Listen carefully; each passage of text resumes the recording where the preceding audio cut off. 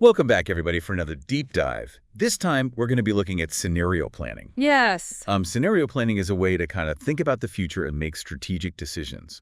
We really want to make sure that you come away from this deep dive able to apply scenario planning yourself. Yes. So to get us started, we're going to be mainly looking at this academic paper. It's by Paul J.H. Shoemaker, and it's called Scenario Planning, a tool for strategic thinking. Right. Pretty cool, right? Yeah, I mean, it's a classic. Shoemaker is kind of the pioneer in this area.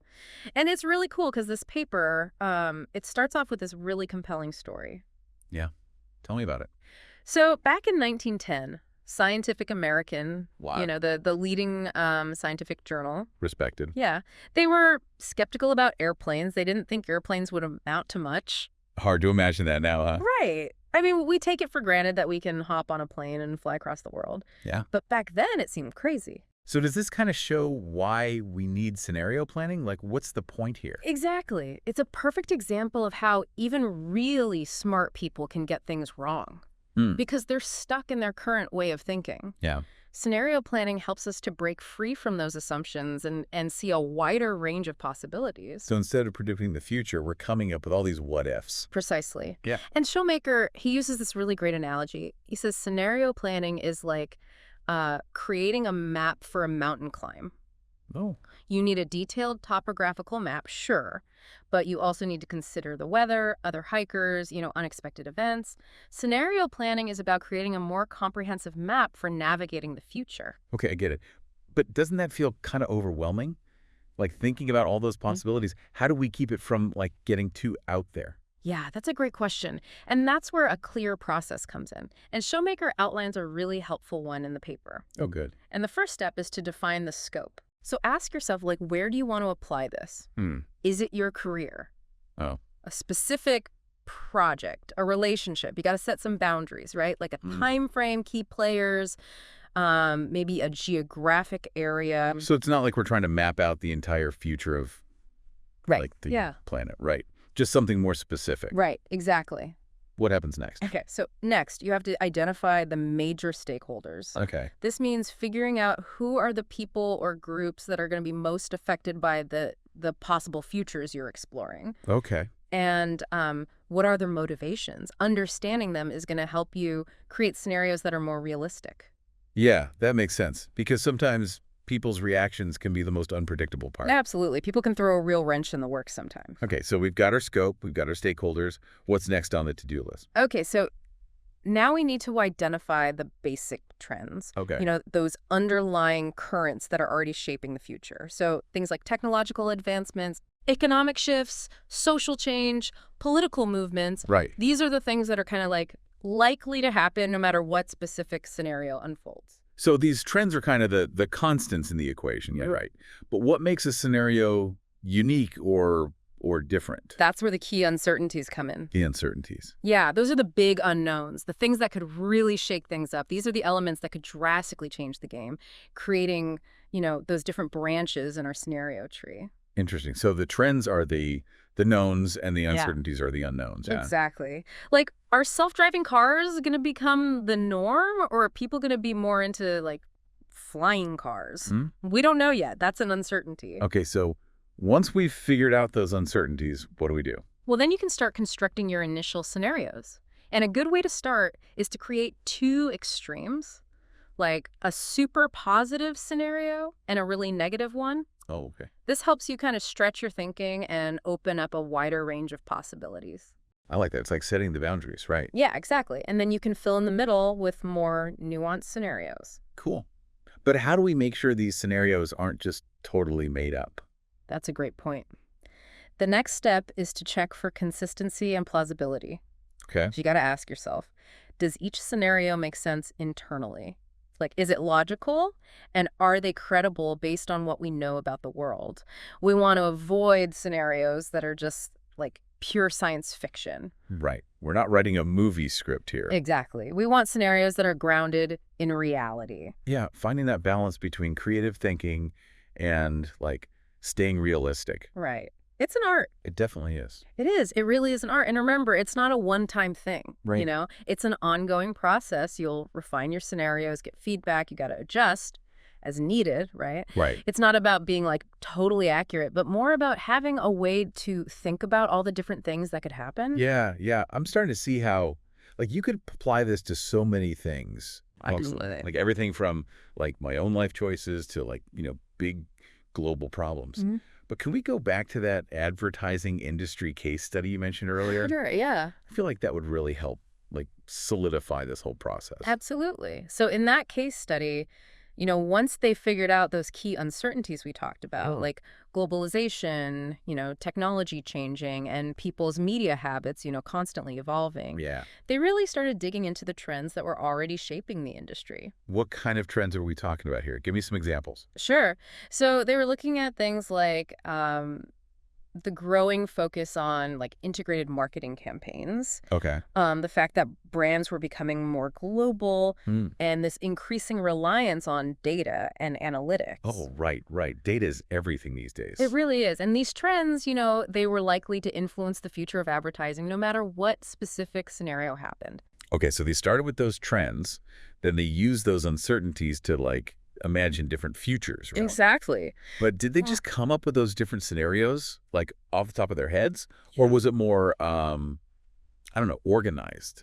No, they were pretty systematic about it. Like, they actually quantified the uncertainties. Designified. Yeah, so like they asked experts to estimate how likely each uncertainty was to happen Okay. and how strongly it might be connected to the other uncertainties. So, like, what if this happens, then that might happen kind of thing. Precisely. All And right. this really helped them like connect all the different possibilities. Right, not just looking at them in isolation, Right. but as this, like, interconnected web. Exactly. It was like weaving this tapestry of possibilities. I like that. That's a good way to put it. Yeah. But how did they turn all that information into those 3 distinct scenarios? Well, they looked for patterns in the data. Okay. So, for instance, if globalization was considered highly likely and the experts thought it was strongly connected to like the growth of those mega agencies, Hmm. then that suggested the mega shop dinosaurs scenario might be a real possibility. Oh, I see, I see. So they were using the data to guide their thinking, not just, like, making stuff up. Yeah, exactly. They weren't just pulling scenarios out of thin air. They were using data and expert insights to ground their scenarios in reality. Makes sense.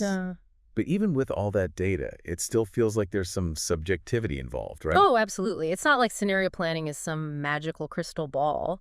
Right. It's about using the best information we have to prepare for a bunch of different things that could happen. Okay, that makes sense. So let's say we've gone through all these steps. Yeah. We've built our scenarios. We've made sure they make sense, that they're plausible. Right. Now, what? Like, how do we actually use this stuff to make decisions? That's where the magic really happens. Okay. Once you have those scenarios, you can use them to, like, spot potential risks, find opportunities, come up with strategies for those different futures we talked about. Okay. You can test your assumptions and even set up systems to warn you if things start to change. Wow. So it's kind of like this, like, all-purpose tool for dealing with an uncertain world. I like that. Yeah, it's about being proactive, not reactive. Hmm. So instead of waiting for the future to just happen to you, Right. you're shaping it by thinking about all the different possibilities. That's pretty powerful stuff. But it sounds like it takes a lot of time to do this, like, scenario planning thing. Yeah, it definitely can. Folks, is it really worth it for, like, every single decision? Probably not for those small everyday choices, Right. but for those big important decisions that could have a huge impact on your life, your business, whatever. Yeah, yeah. Absolutely worth the time and effort. So it's all about being strategic, right? Exactly. Yeah. Pick your battles. Use scenario planning where it matters most. Okay. So when would you say it's most valuable? I think scenario planning is especially useful when the stakes are high, when the future is super uncertain, and when you've got a lot of people involved with different points of view. And when you really need to challenge those assumptions, think outside the box. You mentioned earlier that this could be applied to global challenges. Absolutely. Can you give me an example of how that might work? Well, take climate change, for example. Right. It's this massively complex issue with a whole range of potential impacts. Right. And those impacts depend on government policies, new technologies, how people behave, all sorts of things. Yeah, yeah. Scenario planning can help us explore all those different possibilities and develop strategies to deal with them. So instead of trying to come up with, like, a single prediction for the future, Yeah. We come up with multiple scenarios to cover a wider range of outcomes. Exactly. So one scenario might be like we transition really quickly to renewable energy, and that leads to a big drop in greenhouse gases. Mhm. Another scenario might be that we keep relying on fossil fuels, which leads to more severe climate impacts. Right. By looking at these contrasting scenarios, we can identify those tipping points, things that could trigger major changes. Uh-huh. We can develop strategies for different levels of climate change and even help people understand what might happen if we do nothing. So it's like scenario planning gives us more control over a future that often feels really unpredictable. It does. It helps us take charge and shape the future instead of just letting it happen to us. But with something as complex as climate change, Yeah. how do we know we're not building our scenarios on, like, shaky ground? You've hit the nail on the head. The quality of your scenarios really depends on the information you're using. So how do we make sure we're not just making stuff up? You got to challenge those assumptions. Don't just go with your gut feeling or what you've always believed. Look for information that challenges your perspective. Okay. Talk to people who disagree with you. Get those diverse viewpoints, even if it makes you uncomfortable. Use reliable data and evidence from good sources. Right. And be willing to change your scenarios as you learn more or things change. So it's about being rigorous, open-minded, and adaptable. Precisely. Scenario planning is all about constantly learning and evolving. You mentioned earlier that scenario planning can help us spot risks and opportunities. Yeah. Can you talk a bit more about that? Like, how does it help us see things we might otherwise miss? Okay, imagine you're a business leader thinking about investing in a new product line. Okay. Instead of just looking at how the market is doing right now, you could use scenario planning to explore different possibilities for your industry's future. So, like, what if a new technology comes along and disrupts everything? Exactly. Or what if a major competitor suddenly appears? By looking at those alternative futures, you might discover risks you hadn't thought of before. Like, maybe your new product would be really vulnerable to that new technology. Right. Or maybe that competitor would be way better at marketing than you. So, scenario planning helps us see those potential threats that might be lurking around the corner. Exactly. It's like a risk radar. But you also mentioned identifying opportunities. How does it help us do that?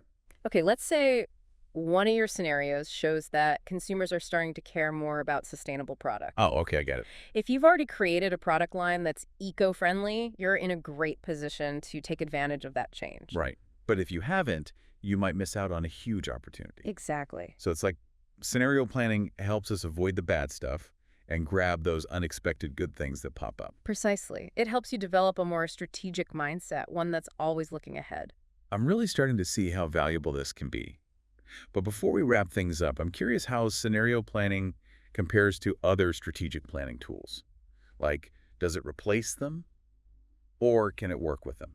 It can definitely work with them. It can actually make them even better. Oh, okay. So you could use scenario planning alongside a SWOT analysis, a pestle analysis, all those things. So it's not like you have to choose one or the other. Right. You can combine them. Exactly. It's about picking the right tool for the job, and scenario planning is a powerful one to have in your toolkit. I'm so glad we talked about this today. It's Yeah. really given me a new way of thinking about the future and making decisions, especially when things are so uncertain. It really has been a fascinating look at how we can think ahead. You know, there's this one thing in the paper that I found really interesting. Showmaker, he talks about how people tend to be a little too optimistic, when they're building scenarios. And I thought being optimistic about the future was a good thing. Yeah, it can be. Right. It can actually be super helpful when you're doing this scenario planning stuff. Really? Why is that? Well, if you're always focused on the bad things, you might just freeze up and not make any decisions at all. Oh, I see, I see. So being a bit optimistic can keep us moving forward, even when Yeah. we're not sure what's going to happen. Exactly. A bit of optimism can be a powerful motivator. But here's the thing. Shoemaker also found that people often don't think negative events are as likely as they really are, even when there's evidence staring them in the face. So we got to find that balance. Yes. We need enough optimism to keep us going, but not so much that we ignore the risks. You got it. Okay. And that's where the whole process of scenario planning really shines. Hmm.